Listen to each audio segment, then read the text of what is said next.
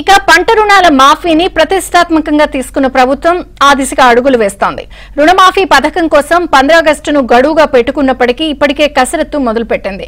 2 లక్షల దాకా ఉన్న రైతుల పంట రుణాలను ఒకేసారి మాఫీ చేసేందుకు ప్రత్యేకంగా రైతు సంక్షేమ కార్పొరేషన్ ఏర్పాటు చేస్తామని ఇప్పటికే సీఎం రేవంత్ రెడ్డి ప్రకటించారు. ఈ కార్పొరేషన్ ఏర్పాటు దిశగా కార్యాచరణ ప్రణాళికపై ప్రభుత్వం దృష్టి పెట్టింది.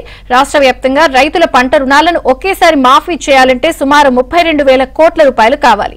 ఒకేసారి ఇంత పెద్ద మొత్తం ఖజానా నుంచి సమకూర్చడం అంటే చాలా కష్టం. అందుకే ప్రత్యామ్నాయ మార్గాల్లో భాగంగా సర్కారు ఎఫ్డబ్ల్యూసీ ఏర్పాటు ఆలోచన చేసింది. ఈ కార్పొరేషన్ కు ఆదాయ మార్గాలను చూపించి రుణమాఫీకి అవసరమయ్యే 32,000 కోట్లను కార్పొరేషన్ పేరుతోనే బ్యాంకుల నుంచి ఒకేసారి అప్పుగా తీసుకోనుంది.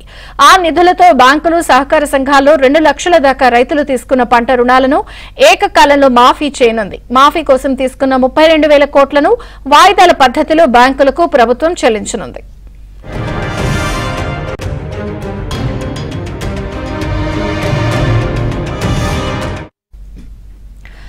అయితే ఎఫ్డబ్ల్యూసీకి చట్టబద్దత తప్పనిసరి. అందుకే అసెంబ్లీలో బిల్లు ప్రవేశపెట్టి ఆమోదం తీసుకుని కార్పొరేషన్ ఏర్పాటు చేసి చట్టబద్దత కల్పిస్తారు.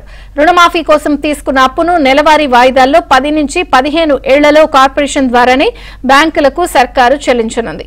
ఇందుకు హామీగా ఎక్సైజ్ రిజిస్ట్రేషన్లు, వాణిజ్య పన్నుల రూపేణా ఆదాయాన్ని చూపనుంది. కాంగ్రెస్ పార్టీ ఎన్నికల మేనిఫెస్టోలో 2 లక్షల రుణమాఫీ పథకం అత్యంత కీలకమైంది. లోక్సభ ఎన్నికల పోలింగ్ ముగియగానే సీఎం రేవంత్ రెడ్డి ఈ అంశంపై దృష్టి సారించారు. ఈ నెల 15వ తేదీన సమీక్ష కూడా నిర్వహించనున్నారు. రుణమాఫీకి సంబంధించి రాజస్థాన్, మహారాష్ట్ర సహా ఇతర రాష్ట్రాల్లో అనుసరించిన విధానాలపై అధ్యయనం చేయాలని అధికారులను రేవంత్ ఆదేశించారు.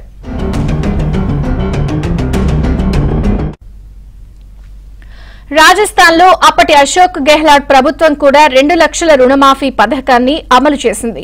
18,000 కోట్ల రుణాలను మాఫీ చేసింది. అయితే అక్కడ 5 ఎకరాల వరకు పరిమితి విధించుకుని అమలు చేశారు.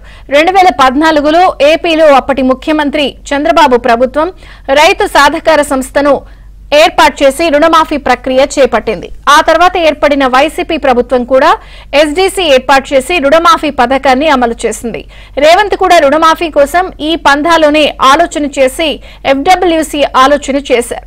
కాగా ఆగస్టు 15 వరకు రుణమాఫీ ప్రక్రియ పూర్తయితే ఖరీఫ్ కోసం రైతులకు కొత్త రుణాలు తీసుకునే అవకాశం కలుగుతుంది. రైతు సంక్షేమ కార్పొరేషన్ ను కంపెనీల చట్టం సెక్షన్ 8 కింద ప్రభుత్వం ఏర్పాటు చేయనుంది. లాభాపేక్ష లేని కార్పొరేషన్ ను ఏర్పాటు చేయడానికి సెక్షన్ 8 ఉపయోగపడుతుంది. రైతు సంక్షేమం, వ్యవసాయ రంగ అభివృద్ధిని కారణాలుగా చూపించి కార్పొరేషన్ ఏర్పాటు చేస్తారు. ఈ కార్పొరేషన్ పేరిట 2 బ్యాంకు ఖాతాలు తెరుస్తారు. ఇవి కూడా ట్రెజరీలోనే ఉంటాయి. రెగ్యులర్ అకౌంట్ తో పాటు ఎస్క్రో అకౌంట్ ను ఏర్పాటు చేస్తారు. ఈ ఎస్క్రో అకౌంట్ లోనే ప్రతి నెల చెల్లించాల్సిన వాయిదాలకు సరిపడా నిధులు జమ చేస్తారు. ఈ అకౌంట్ నుంచి నేరుగా బ్యాంకులకు ఈఎంఐ వెళ్లిపోయేలా ప్రత్యేకంగా యంత్రాంగాన్ని తయారు చేస్తారు. వ్యవసాయ మార్కెట్ కమిటీలకు వచ్చే ఆదాయాన్ని, పంట ఉత్పత్తుల అమ్మకాలపై మార్కెట్ సెస్ రూపంలో వచ్చే ఆదాయాన్ని కార్పొరేషన్ కు బదిలీ చేయొచ్చు. అయితే ఇది సరిపోదు. సర్కారుకు ఏడాదికి అబ్కారీ శాఖ నుంచి సుమారు 20,000 కోట్లు, జీఎస్టీ ద్వారా సుమారు 51,000 కోట్లు, సేల్స్ ట్యాక్స్ ద్వారా 40,000 కోట్లు, స్టాంపులు, రిజిస్ట్రేషన్ల ద్వారా సుమారు 19,000 కోట్ల రూపాయల ఆదాయం వస్తోంది.